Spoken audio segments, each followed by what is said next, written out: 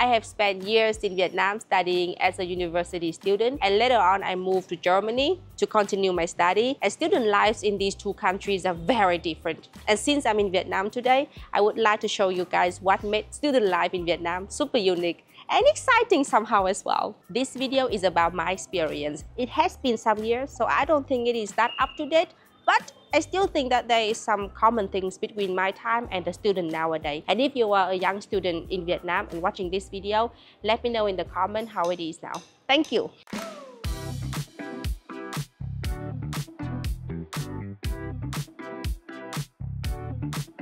I am bringing you guys to see my university. It was the place that I was studying for 4 years. I met German boyfriend during my time there. I also met all of my best friends at the moment there as well. In Vietnam, there are public university and private university and half public, half private university. My university was a public one, so when I was studying there, it was really cheap. But then the moment I left the university, the government was like, okay, we don't want to fund this much for the university anymore. And now the tuition fee is really expensive there now. It's around 500 euros to 600 euros per semester, which is a lot for Vietnamese, honestly. But yeah, we are on the way now, and I'm very excited to see it. I literally have no clue how it would look like now. It's been like 7 years, 6 years since the last time I was here. As you can see, the street in front of my university is very crowded. It is kind of one of the most crowded streets in Hanoi. And yet there is no street light whatsoever. So when you want to go to school, basically you have to cross from this side to the other side, which is pretty scary.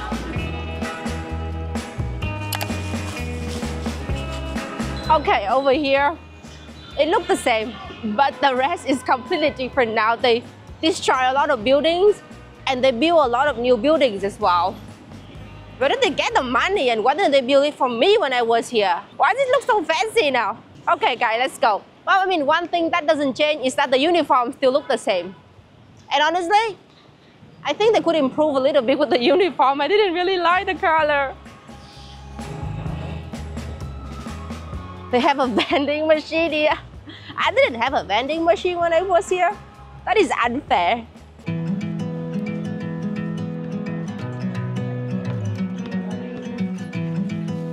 In Vietnam, university students, at least from my school, have to do sport, like compulsory. It's a subject and you have to pass it. And when you fail, you might get kicked out of school too. And I failed it one time.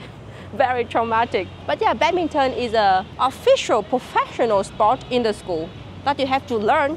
But the most traumatic sport I have to learn is the one when you run like this and there's a super big stick here and then you have to basically jump through the stick with your leg. I failed that one. And my school is very famous for handball as well. You hold the ball with one hand, not two hands.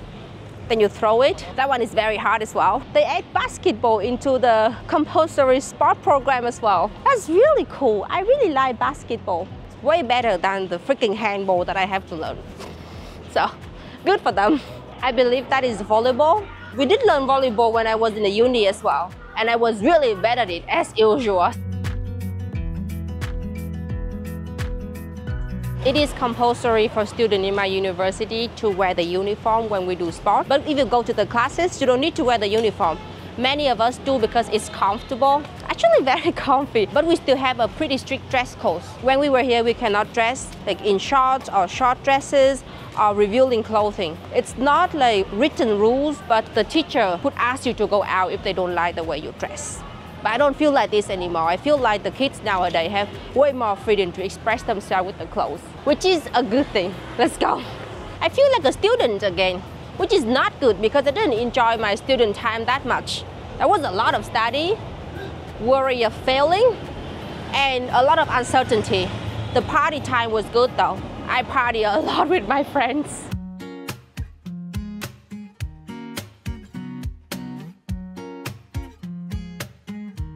This building is really big and there is 5 or 6 floors, I think. And I think there is only 2 elevators or 3. I remember when I was here and we have to study up there, we all have to walk because basically the elevator is always crowded. I guess it's still the same problem nowadays. And over here is our new parking place. As you can see by the amount of motorbikes here, most of the university students come here by motorbikes. I mean, I know that my school has a lot of students, but by seeing those motorbikes, it just blows my mind by the amount of students we have nowadays. I'm sure we have like definitely double the amount we have when I was here as well. This is crazy. I really want to see how the parking place look like up there. I think they started building this when I prepared to graduate. I never cared much because I don't drive motorbike even when I was in Vietnam because I'm very, very clumsy. So I don't want to get into trouble. So yeah, basically you have to go 3 flights. One here, one up here if you want to park over there. Oh, good luck for the students. So I'm standing in front of the toilet. There's nobody, but I still don't want to film it. I just want to tell you guys that the toilet now is modern and clean. Damn, everything changed for the better. I'm glad for the students here, but I'm really jealous as well. But I mean, they pay like 10 times more than me, so I'm glad I bought my backpack today. I hope I look like a student here. So this is a typical table and chair in my university and also in many of the schools in Vietnam as well. I had this when I was in high school or middle school as well. It's a one-piece thing. So you have a chair here, pretty small honestly and pretty short. And down here is a place where you can put your books. And if your backpack is small enough, you can squeeze it in there too. Not for my case though.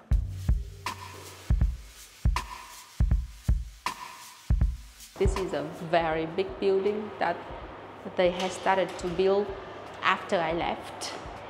And it looks really, really cool. They have a drinking fountain, like a drinkable fountain. Damn it. So I believe that is a library. It's not accessible though. Before all of the changes, my school has 2 significant colors, yellow and green. The whole school is, the brick is yellow and anything metal is green. It looks really, really cute and it looks a bit vintage-wise, I would say. Now we just have glasses building, like a pretty normal modern building as well. It doesn't look as good as unified as before, but I mean good for the students. Now everything looks modern and clean for them.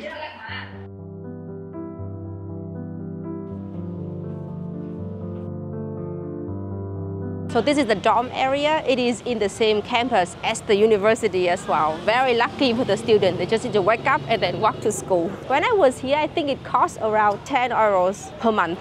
And there are around 6 beds in a dorm, just like bunk bed like this. I didn't choose that because I want to have some privacy, but it's a very, very cheap option. So my school is a business school. We mostly teach economic business major. I was majoring in marketing and the woman to man ratio was 90 to 10 or something like that. It was crazy. We have really, really few boys and still at this point there are very, very few guys here in the school because I feel like the vast majority of male in Vietnam, they would prefer to study engineering, IT or things like that instead of economics. I just saw in their uniform that these students are 10 years younger than me. And it was so crazy to see them because they just look completely like a different generation. They dress differently, way more fashionable. They look so pretty, like they have very, very good fashion sense as well. I mean, it's mostly quite popular for economics major anyway. And they're very confident, outspoken, and I feel very happy for the future of the next generation of Vietnam. I'm hungry and thirsty. Let's go to the canteen and get something nice there. So our canteen is over there, right at the dorm. You have to walk a little bit. Not that far though.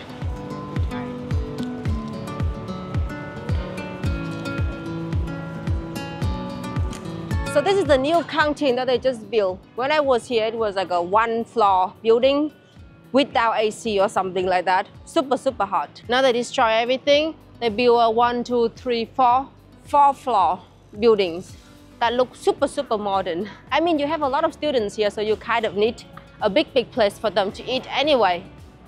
Let's have a look. I think they destroyed the canteen. The canteen the students have now is worse than the one I had before. What is going on here? So there's no canteen left, but at least I know that around my university, there is a lot of place to have snacks or dessert and stuff like that. So I'm gonna bring you guys with me. Over here and over here, it's just a lot of snacking area.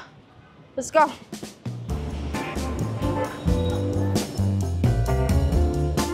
This is right in front of the school. And here you can see we have street vendors already. And you can just get out and drink and eat whatever you want. Very convenient. Those are all illegal, so when the police come, they all have to run. But they have been here for years, and they are here to stay. At least now they have barrier, so that motorbikes cannot drive here anymore. When I was studying here, they just have motorbike driving until here. It was super, super dangerous for the students. This is really funny, because I was about to tell you guys to come this way too, because this is where I used to live for 3 years. In Hanoi, when I first come to the university. I live right next to the school as well. Come with me.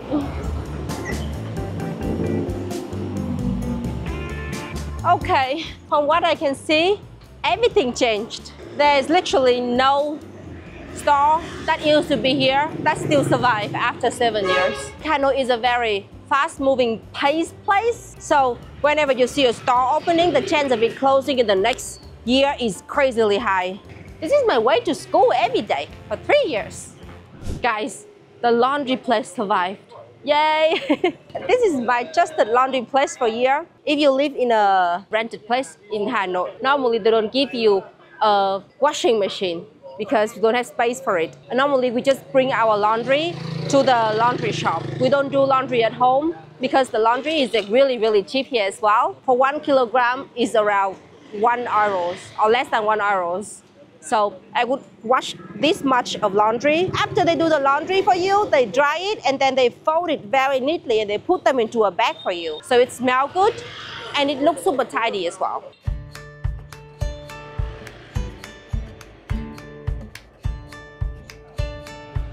So this is our place to hang out when I used to live here.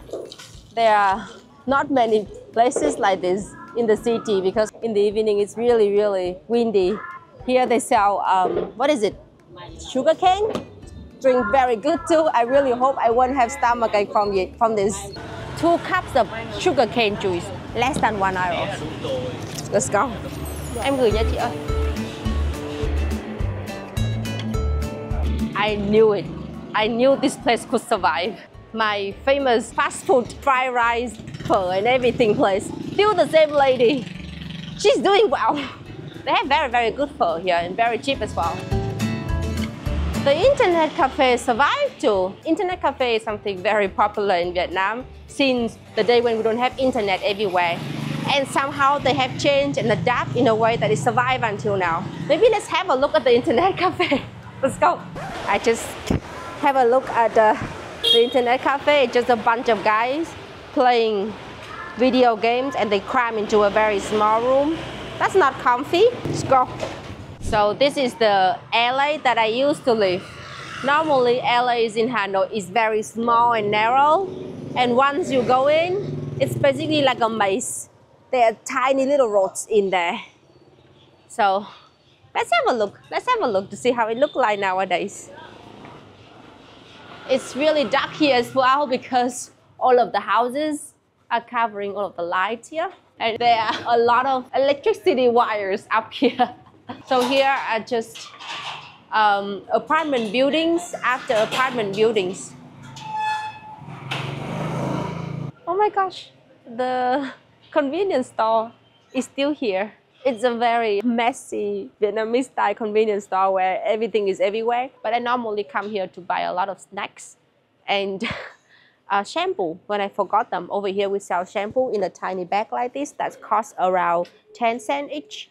And you can just buy them when you lack of shampoo. This laundry place survived too. Seems that laundry is a very good business to go to. Wow.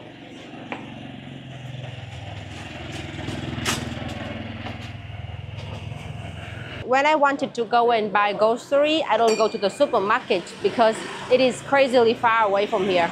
I just need to go like 10 meters away from my house And there is several vendors just selling vegetable right here.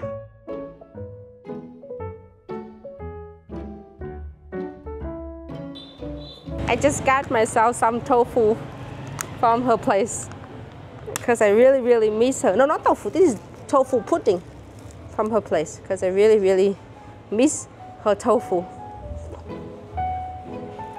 If you walk this way, you would go to kind of a sky market. Is that how they say it in Vietnamese English? It's like a tiny market that everybody just sitting on the floor and then just selling things there.